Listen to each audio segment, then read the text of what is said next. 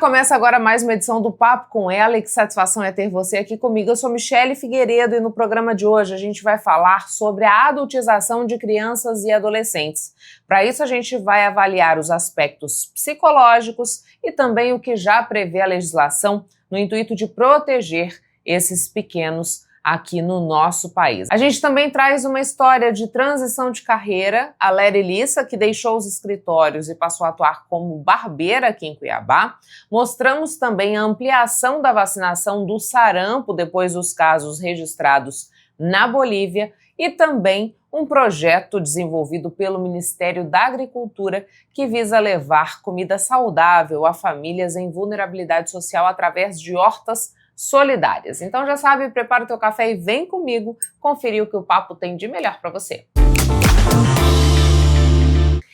Depois que o influenciador Felca denunciou o mercado por trás da adultização de crianças e adolescentes, o assunto tomou o debate social, judicial e político aqui no país. Indivíduos submetidos a esse processo experimentam vários impactos. E é sobre isso que a gente conversa hoje aqui no Papo com Ela, com a psicóloga Amanda Portela. Amanda, muito obrigada por aceitar o nosso convite para que a gente falasse um pouco mais sobre a adultização, né? Esse assunto que ganhou uma proporção gigantesca depois que o Felca fez aquele vídeo denunciando todo esse mecanismo. Eu queria que a gente falasse um pouco dos reflexos psicológicos que essa criança, esse adolescente que passa pelo processo de adultização acaba precisando lidar, né? Vamos falar um pouquinho disso, depois a gente volta para falar desse processo de adultização e as várias facetas que ele tem, vamos dizer assim. Ok. Esse processo, essa experiência, né, da adultização é como se acelerasse algo que deveria ser natural. Então, uma criança ou adolescente passa a ter ali comportamentos típicos de adulto, fora do momento, né? E os impactos disso, a gente está falando da dimensão cognitiva, emocional e comportamental. Então, uma criança que não está pronta para lidar com a frustração, com alguns momentos, né, que o adulto vai lidar, ela antecipa isso, e aí falando sobre o futuro, esse futuro adulto, a gente está falando sobre a forma como ele se vê, a identidade, né, e aí na dimensão cognitiva, que são os pensamentos, e também emocional. Então é muito complexo, a gente tem muitos impactos, né, por assim dizer. Amanda, quando a gente pula, porque assim, se a gente está falando de adultização, você já disse, né? Eu estou cobrando de uma criança e de um adolescente que ele se comporte tal qual um adulto se comportaria. Esse queimar etapas, né? Quando eu não deixo a criança vivenciar o que ela precisa vivenciar na infância, quando o adolescente não vivencia o que seria inerente à adolescência, isso aqui vai trazer reflexos, né? Nesses momentos, o que a gente tem de desenvolvimento desses indivíduos, né? O que ele processa na infância, o que ele processa na adolescência e por que é importante respeitar esses períodos? De certa forma, desde a infância, nós vamos conhecendo o mundo aos poucos, né? Primeiro dentro do nosso ambiente familiar e aí depois a escola e aí o mundo por completo. E aos poucos eu vou, né, me relacionando com as pessoas. Primeiro a família, depois as outras pessoas. A partir disso, eu vou entendendo o que é o limite, né, e conseguindo me posicionar, dizer não, separar o que é meu, o que é do outro. E aí, quando eu passo esse momento de desenvolvimento de habilidades sociais, a criança já está lidando ali com questões do adulto sem ter essas habilidades. Entende? Que seria natural e aos poucos desenvolvendo. A gente está falando da adultização, dizendo que isso é cobrar da criança e do adolescente que ele tem um comportamento que é adulto. E quando a gente pensa nessa perspectiva, o vídeo que o Felca fez falou bastante sobre essa exploração sexual, falou sobre a possibilidade de pedofilia, falou sobre a erotização dessas crianças e adolescentes, mas a adultização ela vai para além disso também, né? Queria que a gente pudesse falar um pouquinho desse aspecto que muitas vezes está no nosso dia a dia e a gente não se dá conta, mas também da questão mercadológica, que acaba se impondo também, né, nessa construção. Para além do que foi mostrado no vídeo que viralizou, né, a gente tem outras dimensões dessa adultização. A gente pode trazer que essa experiência já foi discutida há muito tempo, né? A gente vem falando sobre o trabalho infantil ou não, o que a gente respeita nessa fase, então já discutia, mas alguns aspectos ainda estão presentes na nossa atualidade. E aí a gente fala dentro das casas, né? Como que a gente lida com essa criança que entrou na escola. E aí a gente começa a falar sobre o namoro ou não, tá gostando ou não, e também a forma como essa criança vai se portando. Eu, como adulto responsável, sou uma pessoa que entendo como a sociedade funciona, e essa criança não, e eu sou responsável por ela, só que a gente não se posiciona enquanto cuidador em alguns momentos, né? Vai indo, quase no automático, a gente não para ter escolhas mais conscientes quando estamos falando dessas crianças. E aí a gente fala sobre esses comentários, sobre roupa, sobre o que pode ou não usar, sobre utilizar ou não as redes sociais. Então, esses são os momentos que hoje, enquanto sociedade, a gente insere esses comportamentos, responsabilidades do adulto na criança. A gente pode dizer até mesmo que a utilização de telas sem supervisão passa por um processo de adultização dessa criança, né? Sim, porque ela não entende o que ela pode, o que é dela, o que não é, e aí eu tô colocando uma responsabilidade muito alta nas mãos de uma criança. E aí quando a gente fala sobre as redes sociais, por exemplo, já é muito difícil para o adulto lidar com comentários ruins, né? E imagina para uma criança que ainda não aprendeu a lidar com aquilo. Então, esse acesso às redes sociais sem a supervisão é muito perigoso. Agora a gente tem uma outra realidade também, Amanda, que são os pais que, na verdade, enxergam nos filhos uma possibilidade de personalidades, né? De fazer com que aquele filho fique famoso, de que ele possa ser um ator ou uma atriz, de que possa se tornar um influenciador ou influenciadora, que é uma forma também de levantar recursos para essa família. Nesse contexto, esse tipo de atuação, ele se configura, por exemplo, como trabalho, também é um processo de adultização. Até que ponto é possível ir com isso? Ou é melhor que se evite esse processo? Como é que você avalia?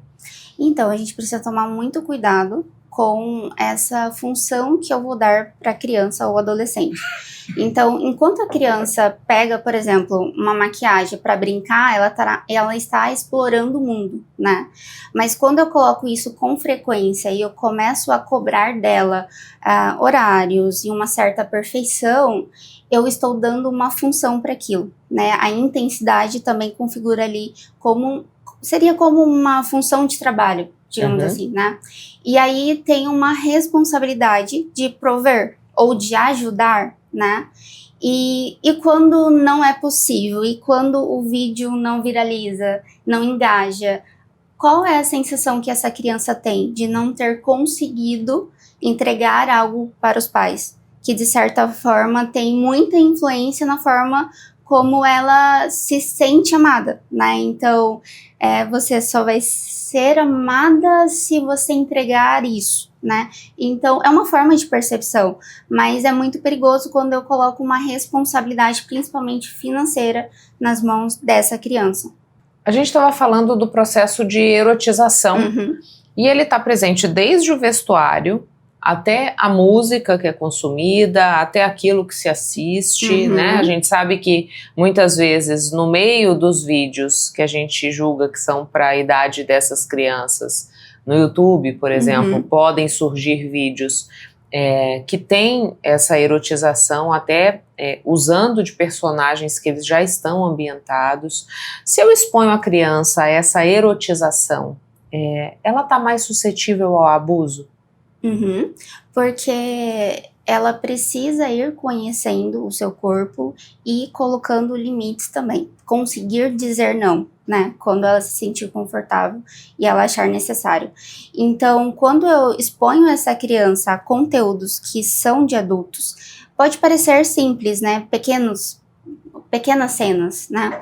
Mas não, ela vai considerando aquilo como normal, como tá tudo bem para a idade dela, e não está, porque ela deveria conseguir dizer não quando fosse necessário, entende? Aqui, não, é só até esse momento. Inserir essa criança, né, nesse contexto de conteúdos adultos pode ser muito perigoso por ela não conseguir colocar limites ali. Porque assim, a gente está falando de diversas situações, né? Desde daquele comentário na festa de família, quando alguém chega e diz assim, e a namoradinha? Mas criança não namora, né? Por que a gente insiste em trazer esse tipo de discussão para as crianças? De alguma maneira a gente normalizou isso, Amanda, porque assim, a gente vive num momento que tem tanta informação disponível, mas parece que as coisas não avançam no sentido da gente ver uma mudança de postura, né, até cultural mesmo. Por que há essa normalização, né? Faz parte, né, do nosso contexto, e ter acesso à informação ter acesso, e depois eu preciso refletir sobre aquilo e como trazer isso para minha realidade. Então, não é só eu ver no Instagram, na TV, uma informação como essa, mas eu não vou refletir e não vou colocar na minha realidade. Então, falta um pouco disso, né? De colocar em prática aquilo que a gente já sabe que não é o ideal. Né? E como que a gente pode discutir isso com as crianças? Porque assim, vamos colocar um cenário hipotético, né? A gente sabe que tá toda essa discussão agora por conta do vídeo que o Felca fez, a gente tá vendo os desdobramentos, inclusive com prisões acontecendo, né? Por conta da exploração sexual dessas adolescentes, crianças que estavam com alguns influenciadores e tudo mais. Então vamos lá, a sociedade entendeu que aquilo é um problema e a gente precisa de alguma maneira discutir isso com as crianças para dizer, olha, se alguém fizer assim contigo, não pode acontecer, conta para mim. Como que eu introduzo esse assunto, Amanda? Como que eu trato isso com a criança de uma forma que não seja pesada e uma forma que seja compreensível para ela, né? Eu preciso de uma conexão com essa criança, né? Então, aos poucos, ir trazendo ali que eu estou disponível, que eu estou ali, que eu sou uma segurança para essa criança, né? Eu como responsável.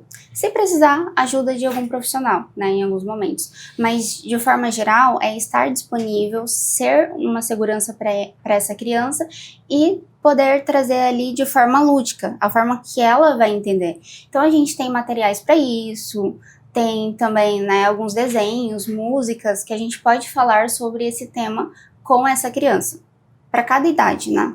E como que a gente foge desse processo? Porque a gente está dizendo, existe uma normalização. Está presente na música, está presente naquilo que se assiste, está presente naquilo que compra, está presente na reunião de família. Como é que a gente dribla isso, né? Para driblar isso, pode ser um processo relacionamento para relacionamento, né? Cada família de uma forma, mas reconectar mais com essa criança e adolescente.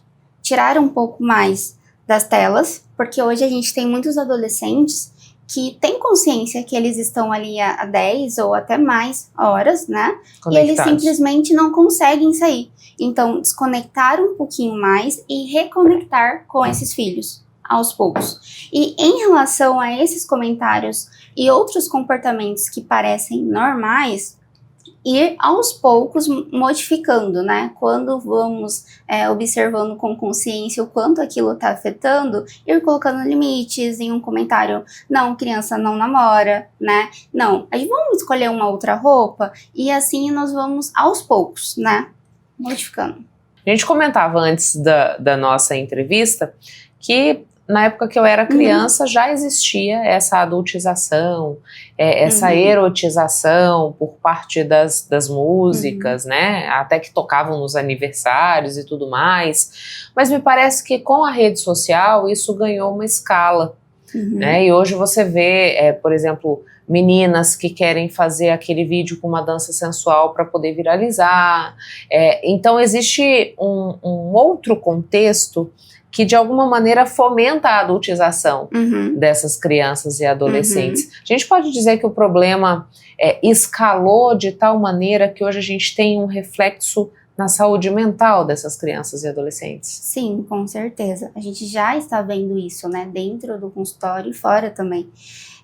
Esse acesso às redes sociais tem muitos detalhes, é uma problemática muito complexa, né? A gente fala sobre a concentração, a atenção, né? Muitos detalhes, mas de forma geral, o acesso às redes sociais, à internet, né, em geral, por muito tempo, traz sim alguns impactos na saúde mental dessa criança e adolescente.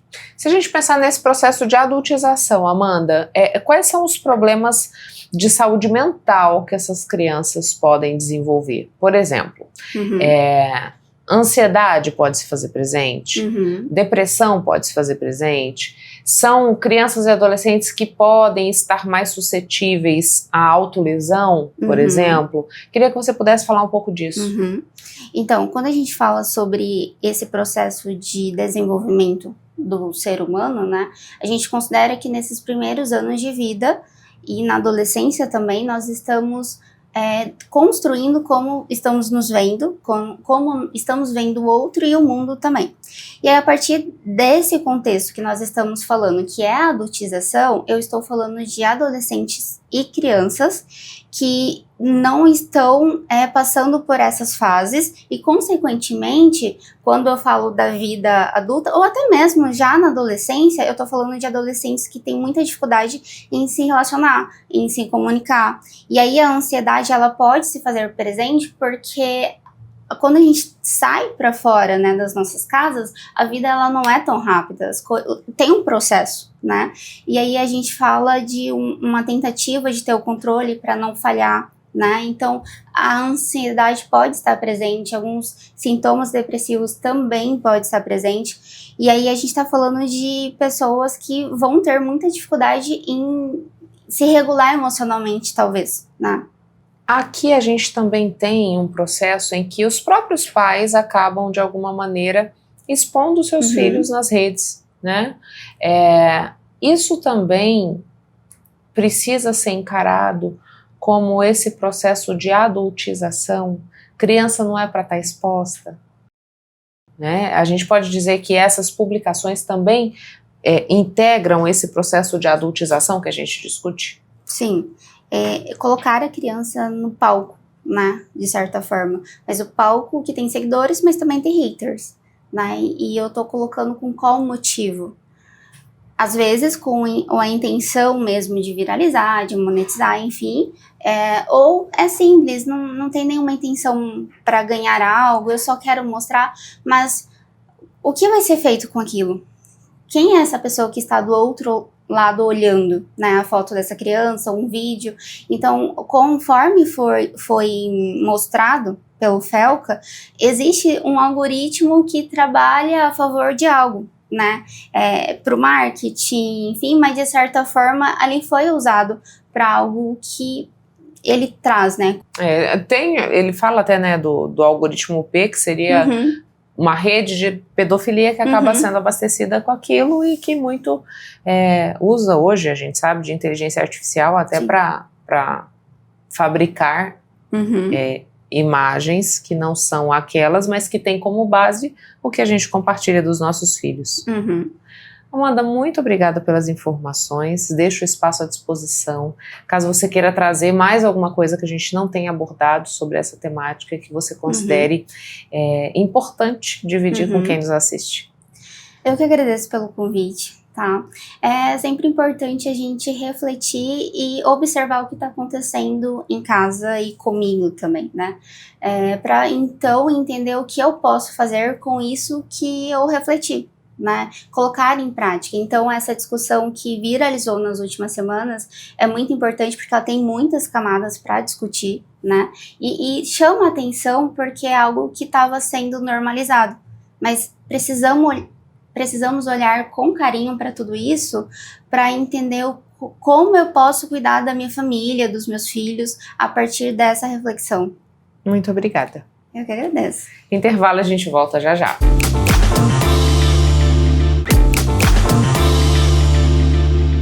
Além dos efeitos psicológicos, a adultização de crianças e adolescentes levanta questões legais importantes. E para sabermos o que o Estatuto da Criança e do Adolescente determina nessas situações, é que recebo a presidente da Comissão da Infância e Juventude da OAB de Mato Grosso, a doutora Cíntia Nájila. Cíntia, muito obrigada por aceitar o nosso convite, para que a gente pudesse falar um pouco mais de toda essa repercussão que ganhou o caso denunciado pelo FELCA. A gente está vendo uma repercussão jurídica, política, social, mas se a gente olhar para o que nós já temos de legislação, para o Estatuto da Criança e do Adolescente, que está aí há 35 anos em vigência no nosso país, já não existem previsões legais que protejam as nossas crianças do que hoje a gente está vendo acontecer, principalmente com o fenômeno das redes sociais? Então, temos o ECA, né, que é o Estatuto da Criança e do Adolescente.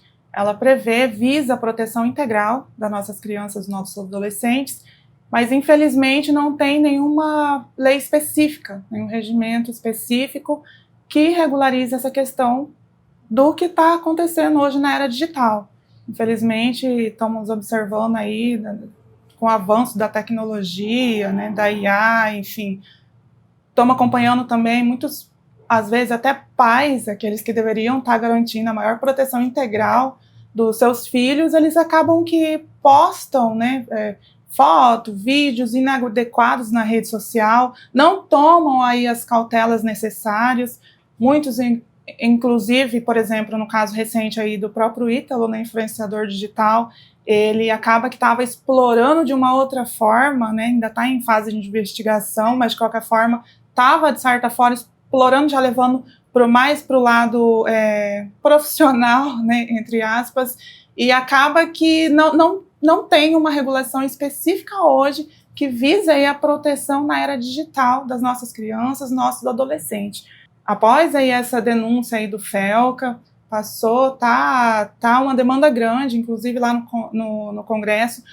São projetos que estavam até em pauta e retornaram agora com essa denúncia, passaram até então a ser reanalisados. Estamos com expectativa aí que algo seja tomado nesse sentido, porque hoje precisamos de algo mais específico, voltado aí para a era digital mesmo, né? Regulamentando melhor a questão da responsabilidade, tanto dos pais responsáveis legais, tanto de terceiros, né?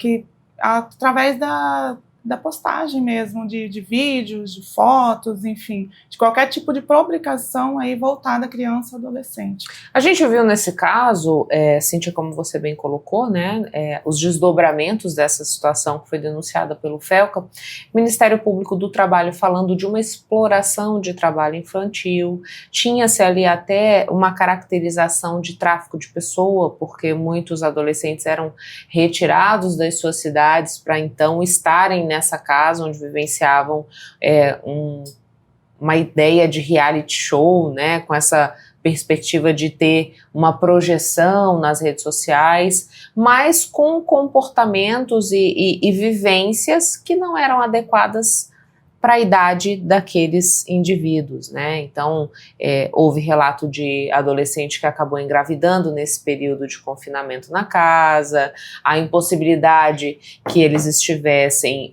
regularmente indo à escola, a ingestão de bebida alcoólica. Nessa perspectiva, o ECA já prevê uma penalização? Então, especificamente, não. Infelizmente, não.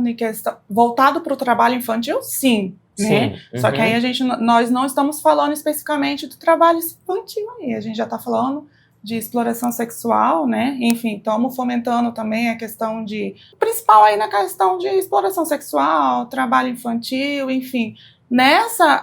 tem tanto o Estatuto da Criança e do Adolescente, quanto o próprio Código Penal, quanto a Constituição Federal, enfim, já tem as medidas necessárias já levando para a esfera penal, já tem. Mas a onda crescente que estamos vendo mesmo hoje é a questão da utilização.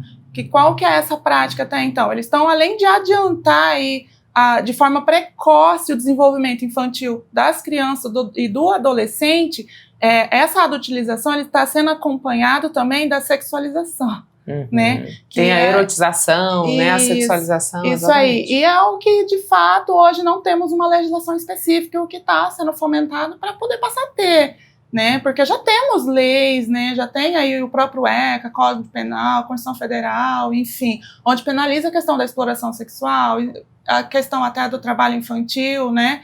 Mas só que tem uma onda crescente nesse sentido da utilização acompanhada da questão da sexualização, que é onde eles estão trazendo aí, eles estão fazendo com que crianças e adolescentes, além de eles pularem a etapa do desenvolvimento infantil, que é necessário, né? Enfim, para garantir integral aí, seja todas as fases. O que acontece? Essa questão da sexualização. Eles estão fomentando uma prática grande de tornar as crianças e os adolescentes mais atraentes, né? E a gente sabe que por detrás tem todo um público, que é o público da pedofilia, né? De pessoas que estão usando aqueles materiais para fins de comercialização, que inclusive é o que retrata aí a própria denúncia do FELCA. Você considera que a sociedade ela ainda não tinha dimensão do que estava por trás de toda essa rede? Digo, quando você fomenta uma criança a dançar de determinada maneira, quando você fomenta uma criança a ter determinado tipo de comportamento, né? Até essa exposição excessiva mesmo. Porque assim, ou a forma como o FELCA tratou isso, ela chocou de alguma maneira e causou essa mobilização. Porque quando isso acontece, que chega lá no Congresso Nacional, que aí os nossos representantes veem uma urgência de discutir, inclusive, a regulamentação das redes, que é isso que você está botando pra gente também, né?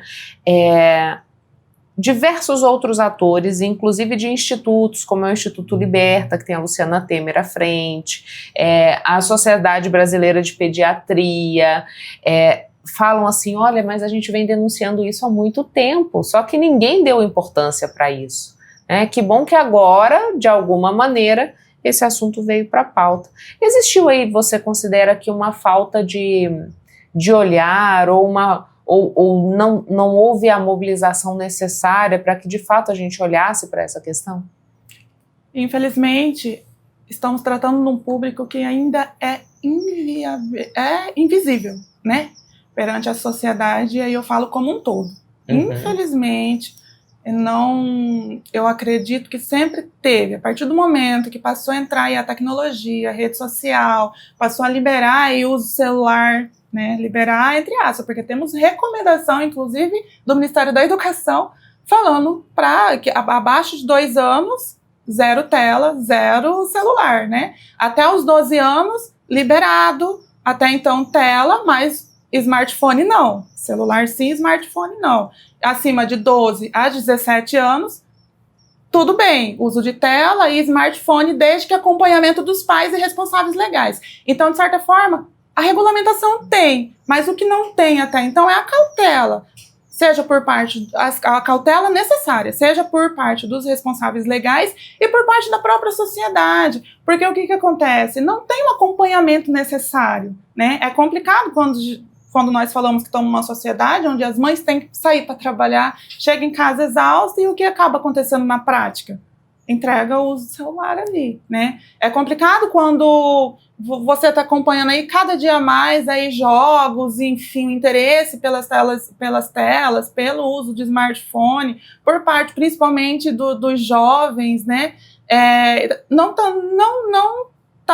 acompanhando, tá uma onda crescente, cada dia mais tecnologias, tá liberando cada vez mais acesso às crianças, aos adolescentes, sem respeitar a regulamentação que já tem existente, e acaba que torna elas mais expostas. E eu acredito que os riscos sempre existiram desde o início, só que agora está indo mais à tona por conta de uma denúncia do influenciador que viralizou. A verdade é essa, né? Um influenciador que viralizou, mas como você mesmo expôs, já teve, inclusive, estudiosos à parte, que não é de hoje, tá falando sobre. Então, por que não esse olhar? Inclusive, esses projetos que estavam parados no Congresso Nacional, para se fazer um projeto, precisa de estudos. Então, pessoas que estudaram sobre, fizeram lá, né, enfim, o que entenderam é necessário, colocaram em pauta e estava como lá no Congresso? Parado. Entendeu? Então, falta, sim, um olhar melhor da sociedade, falta eu creio que agora, recentemente, está tendo uma onda crescente, questão de fomentação, né? Enfim, para poder voltar a correr a esses projetos que estão lá no Congresso, e eu estou com expectativa grande que vai dar andamento. Enfim, a questão do uso, só fazer uma observação também, um estudo recente relata que mais de 25 milhões de crianças e adolescentes, eu falo do público como um todo, tem uso hoje em dia de tela, de smartphone. Então, temos que intensificar aí a questão da fiscalização também. E quando eu falo temos, não é só da rede de proteção. Os principais responsáveis nesse sentido somos nós, somos pais e mães, ou o responsável legal que está ali com aquele menor, com aquela criança, com aquele adolescente. Porque começa dentro de casa, começa restringindo principalmente dentro de casa. Nas escolas hoje, na maioria já está, nem entra, né? Fica lá dentro fica ali na caixinha lá com os professores. Colmeia, né? Na colmeia. Mas em casa, como que está funcionando? O que acontece quando, enfim, o filho vai dormir, né? Será que os pais estão pegando os aparelhos celulares? Enfim, como que está acontecendo essa fiscalização? Mas quando você fala dessa questão da regulamentação, Cíntia, que já existe, né? Olha, criança e adolescente não pode ter perfil na rede social, deve-se ser moderado esse uso a partir de determinada idade, porque tem idade que esse uso deve ser nulo, né? Deve ser nenhum. Mas aqui a gente pensa na regulamentação cadê a responsabilidade das Big Techs? Como é que a gente coloca um conteúdo que é passível de consumo pelo público pedófilo e não há nenhum filtro para isso? Não há nenhuma regulamentação para isso? Como é que corre solto esse tipo de conteúdo que até permite a monetização, que é o que a gente estava também sendo discutido nesse caso do Felca? Então, esbarra aí também essa questão da regulamentação, porque a gente leva lá para aquele campo ideológico de que, não, tem que ter liberdade de expressão, não, tem que ter a regulamentação, e isso é muito maior, né? A gente está vendo que vidas correm perigo, que as nossas crianças estão expostas, e que de alguma maneira existe um mercado que é lucrativo e que tem muito interesse por parte de quem está disposto a passar essa barreira e produzir esse tipo de conteúdo. Sim, é triste de ver, né? É uma realidade triste mas não tem uma regulamentação específica, né? Tá voltando agora, como eu já falei, a fomentar para ter, porque temos hoje não é o suficiente, passa longe, a gente tem aí, enfim, visa a proteção integral, visa aí a proteção de dados, a questão de imagem, mas não tem uma legislação específica que fale, olha, não faça, entendeu? Não temos algo nesse sentido. Que você vai ser penalizado assim, sim, assado. E é o que é necessário ter, mas eu volto a falar, ainda estamos falando num público que ainda não tem a atenção necessária que deveria ter, né? Estamos falando aí, na verdade, no nosso bem mais precioso, que são nossas crianças e nossos adolescentes, que devem ser, que o próprio ECA garante a proteção integral. Isso já era para ter, a partir do momento que começou a ter rede social, a partir do momento que... Você entende o que eu estou falando? A partir do momento que cresceu lá atrás a tecnologia, não me recordo, enfim... Tá, não vou saber estimar agora, mas já era para ter lá atrás. Mas agora eu quero voltar um pouquinho com você, Cíntia. Quando a gente pensa no ECA, 35 anos do ECA, a gente conseguiu garantir para as crianças e adolescentes tudo que está previsto no ECA? Não, longe, infelizmente. No ECA tudo muito lindo, no papel muito lindo, mas na prática é outra realidade. Hoje, infelizmente, tem uma carência, isso porque quando a gente fala de aniversário do ECA, né? Estamos lá comemorando algo muito bom, que veio realmente, porque antes do ECA, o que as crianças e adolescentes eram? Eram considerados objeto. A partir do ECA, passaram a ser sujeito de direitos, né?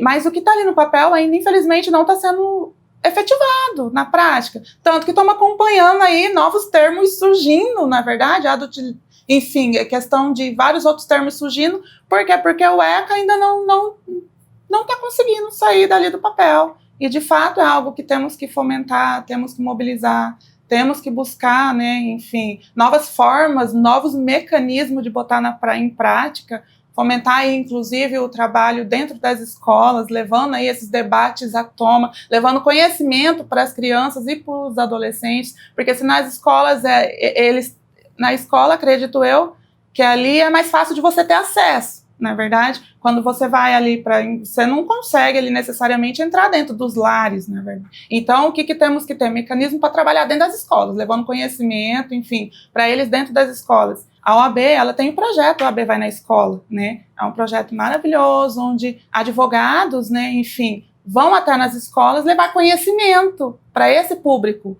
E é de diversas áreas, né? Exploração sexual, tratar de abuso, e agora esse tema também que está em alta, temos que ir também fomentar dentro das escolas, levando para eles, explicando qual foi o objetivo aí dessa denúncia do FELCA, né? Denúncias essas que já existiam, porém está tendo repercussão maior agora, não é verdade? Então levar para eles de uma forma didática, de uma forma lúdica, de acordo com a faixa etária, o que significa isso na prática, né? O que significa, quais são os riscos aí de rede social na idade deles, antes do permitido, quais os riscos que eles estão inerentes aí de ficar postando foto, publicando vídeo de forma inadequada, né? Enfim, então é algo que tem que ser fomentado dentro das escolas, levar o conhecimento, trabalhar melhor dentro das escolas, eu acredito nisso.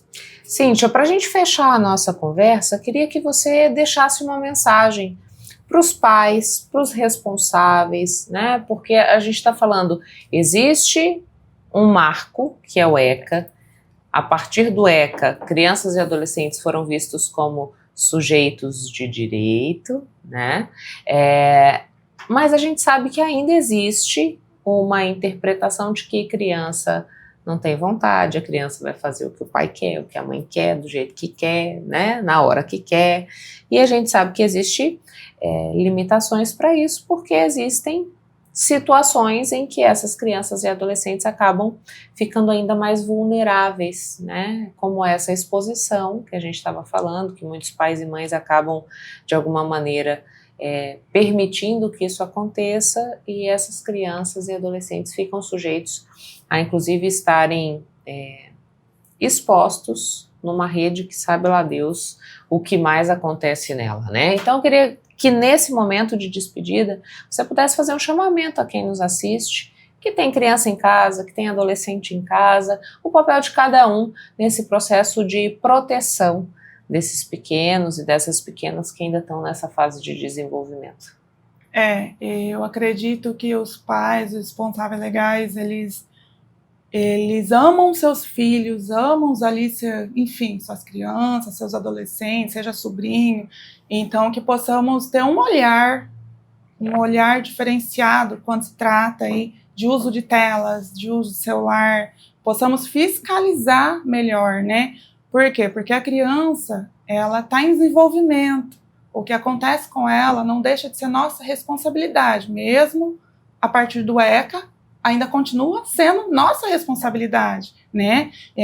Enfim, então cabe a nós, a partir do momento que fornece o aparelho celular ali, beleza, fiscalizar, acompanhar, né? Usar aí também, enfim, permitir aí baixar o aplicativo de acordo com a faixa etária, né? São também medidas que podem ser adotadas, mexer ali na configuração do celular, na questão só de mexer na configuração do celular, na questão do usar próprio aplicativo, já de certa forma barra certo tipo de conteúdo, sabe? E sempre tendo esse olhar que o risco existe e não podemos achar que só acontece no vizinho, na casa vizinha, né? Ter esse olhar mesmo que todos todas as nossas crianças, elas estão ali expostas a esse risco, né?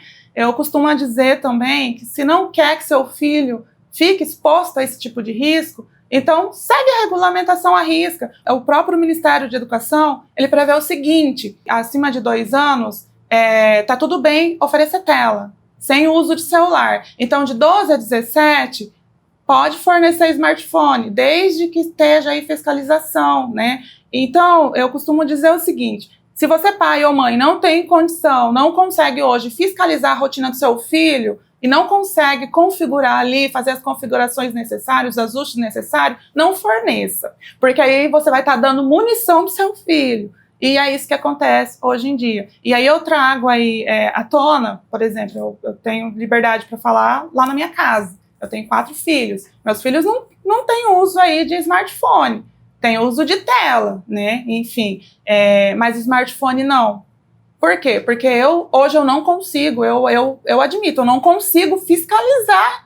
Eu tô aqui, eu não sei, se eles estivessem lá com o celular, não sei o que poderia estar fazendo. E confesso que hoje, mesmo na minha rotina, eu não consigo fiscalizar à noite, nem liberando 1 hora, 2 horas por dia, né? Então, o que eu tô fazendo? Eu tô conseguindo segurar o máximo que eu consigo. Por quê? Porque eu não quero deixar eles expostos. Eu sei aí nos riscos que está acontecendo, tá uma rede crescente aí de exploração, de questão de divulgação, tá mesmo feio. Os abusadores, eles estão aí se alimentando de materiais de crianças inocentes que acabam indo para a rede social, às vezes de forma inocente por parte de pai, de uma tia, enfim, que acaba postando e acaba que tá servindo como fonte ali, alimentação aí para esses pedófilos, né? E aí eu já também ressalto aí a importância, claro, é muito importante prevenir, né? E também é importante denunciar, tomar conhecimento aí. 180 seria o canal? O Disque 100, né? O Disque 100, o Disque 100 é o canal aí. A importância de se denunciar. Viu na internet, viu nas redes sociais, enfim, qualquer meio de comunicação, viu algum material que você olhou, viu que não tá legal, tem que denunciar. Tem que denunciar, denuncia a plataforma, liga no Disque 100, né? Enfim, não deixa de denunciar, porque aquele tipo de material ali está sendo fonte ali para os abusadores e para os pedófilos, está servindo ali como, enfim, fonte de lucro para pessoas ali que estão explorando ali a imagem de inocentes. Então, todos nós temos essa responsabilidade também, não só os pais, não só os responsáveis legais, todos nós da rede de proteção, inclusive a sociedade como um todo. Muito obrigada pelas informações, Cíntia. Intervalo, a gente volta já já.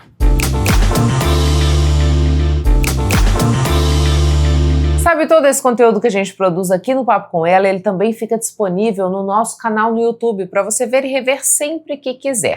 Você ainda não está inscrito ou inscrita? Então fica o meu convite, inscreva-se, porque assim você não perde nenhum assunto do papo. E para facilitar a tua vida, a gente criou esse QR Code. Ele vai encurtar o caminho. Basta você mirar a câmera do celular para ele, que ele já vai te dar certinho o lugar que você precisa ir para se inscrever no nosso canal e passar a integrar essa comunidade.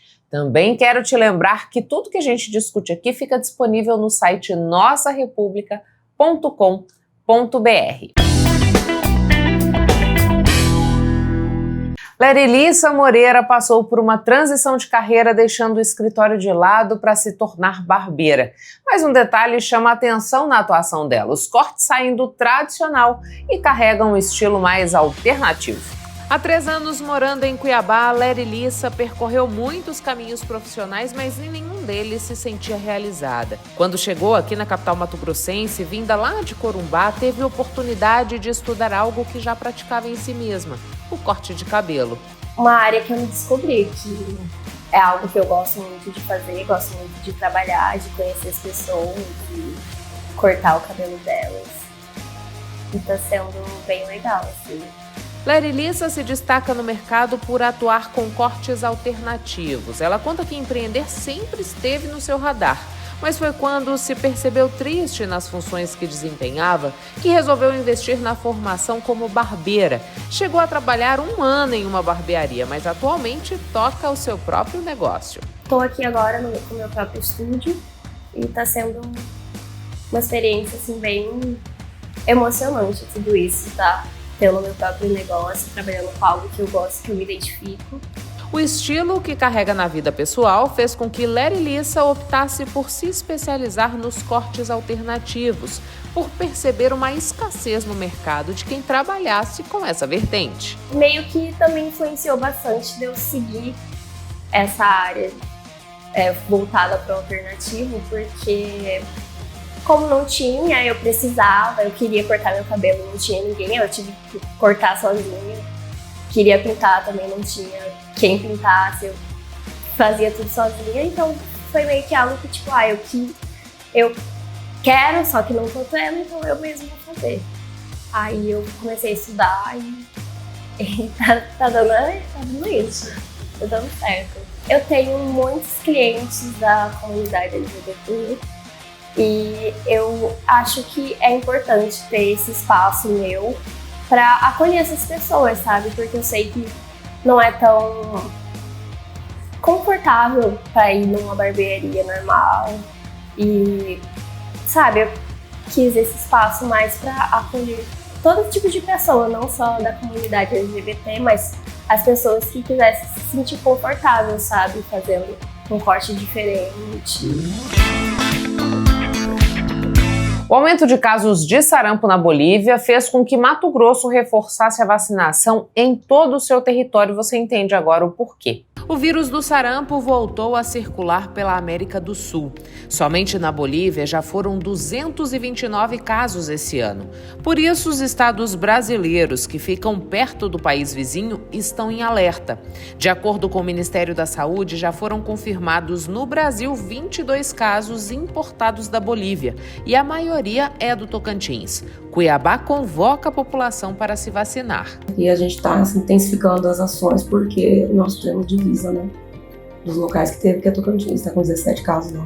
Bolívia está com vários casos, e como a gente faz a fronteira com a Bolívia, por isso que se fez necessário a gente intensificar. O sarampo é uma doença infecciosa grave, causada por um dos vírus mais contagiosos para os seres humanos e pode levar à morte. Quem estiver infectado pode transmitir para 90% das pessoas próximas que não estejam vacinadas. O Brasil recebeu o certificado de livre da doença em novembro do ano passado, mas movimentos anti-vacina têm levado a surtos da doença pelo mundo. A única barreira é a vacinação, então a gente precisa intensificar as ações porque é um modo da gente conseguir se manter ainda livre do sarampo, da circulação do vírus, por meio da vacinação. Tanto no calendário normal, né, no calendário normal, como na dose zero, que a gente começou a intensificar agora. As pessoas diminuindo a cultura da vacinação, né, e ainda somado à grande circulação de pessoas, a gente tem o risco de reintrodução de algumas doenças. Em Cuiabá, a cobertura vacinal ainda está abaixo do ideal. A primeira dose para crianças de 1 ano alcança 77,70% e segunda dose para crianças de 1 a 3 anos atinge 56,07%. A recomendação é que a população mantenha o cartão de vacinação atualizado. A gente está com a dose zero, né, que é a dose que a gente faz até 11 meses e 29 dias, levar as crianças a partir de 6 meses para fazer essa dose. Ela é importantíssima agora para a gente reforçar a nossa barreira de proteção. Não é campanha, ela já está nas unidades. Começamos ontem a vacinar esse público de 6 meses até 8 meses. É uma vacina dupla viral, né? Então a gente está em 5 unidades de saúde com ela. É Clínica da Família, Parque O'Hara, Jardim Imperial, Despraiado e Pedra 90. Crianças de 6 meses a 8 meses procurar essas unidades. Aí de 9 meses em diante, procurar todas as unidades têm o outro tipo da vacina. Pessoas com sintomas como febre, manchas avermelhadas na pele, tosse, coriza ou conjuntivite devem procurar atendimento médico imediato e evitar contato com outras pessoas. Quem tiver contato com turistas, familiares de outras regiões ou for viajar para áreas com casos suspeitos ou confirmados, deve se vacinar com pelo menos 15 dias de antecedência. Vacinação dos adultos. Adulto que não tem dose, precisa procurar unidade de saúde.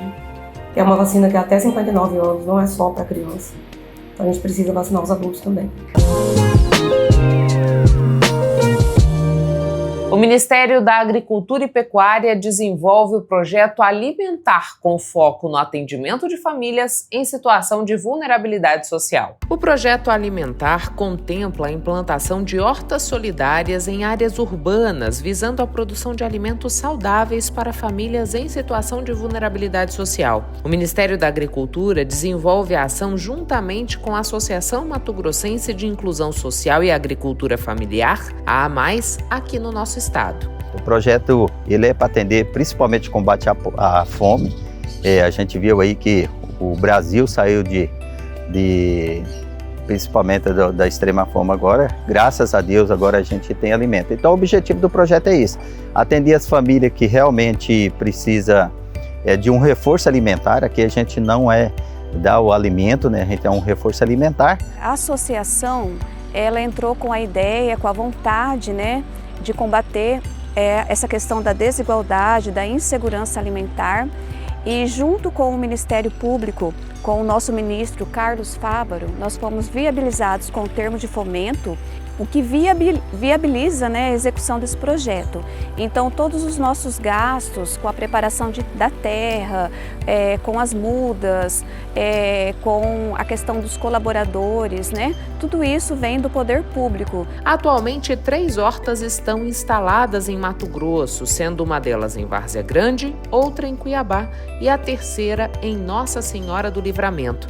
A iniciativa beneficia mais de 350 famílias na Baixada Cuiabana. Uma das hortas é essa daqui, a horta maior, a principal, principalmente de folhas são aqui. A gente cultiva aproximadamente, até passa um pouquinho mais de 20 tipos de culturas, desde alface, variedade de alface, berinjela, quiabo, pepino, cebolinha, coentro, salsinha, abobrinha. Então tem várias outras culturas que a gente desenvolve aqui. Além das famílias, entidades como a APAI, escolas, creches e outras instituições de caridade que desenvolvem atividades como distribuição de sopão e alimentos em apoio às famílias vulneráveis também são contempladas com a produção das hortas. E é um alimento que 100% dele, a produção dele, todos os produtos é biológico, ele não é usado veneno, toda a produção é biológica, é alimento saudável. Então por isso que a gente um pouco de trabalho um pouquinho no começo, mas agora tá a produção aí, a gente está entregando já desde o mês de abril, já passou entre pessoas e famílias, já passa de 1.400 pessoas e família atendida. O nosso objetivo é atender 2.000 pessoas. Hoje nós estamos com atendimento de 1.500 pessoas através de instituições e também atendimento diretamente às famílias. Os alimentos são distribuídos quinzenalmente para as famílias cadastradas, que recebem uma cesta com diferentes tipos de verduras e hortaliças produzidos nas hortas do projeto. O cadastro é feito com apoio de profissionais de assistência social. As famílias devem estar inscritas no CadÚnico e as instituições são visitadas antes do cadastramento. A distribuição é feita em cesta, tem uma cesta até grande, a cesta é 5, 6 variedades de folha, entre folhas, legumes também que a gente coloca, todo produzido aqui, 100% produzido aqui, e elas têm boa parte a gente distribui, família, boa parte das famílias, outras partes, as entidades todas a gente distribui também, leva até o local. Só tem uma entidade que é cadastrada, a gente tem o cadastro juntamente com uma entidade, aqui em VG, a gente atende essa daí não, eles vêm buscar aqui e leva diretamente para as famílias, como também o Centro Espírita também que tem família cadastrada também que eles buscam, mas praticamente quase toda a entrega são feitas pela própria AMAIS, pelo próprio Ministério do Convênio com o Ministério da Agricultura e o Governo Federal. Como que a gente consegue chegar até essas pessoas? A gente busca líder de bairro, assistente social, e junto a essas pessoas, eles conseguem nos mostrar aonde estão essas famílias que precisam, né, receber essas verduras, essas hortaliças.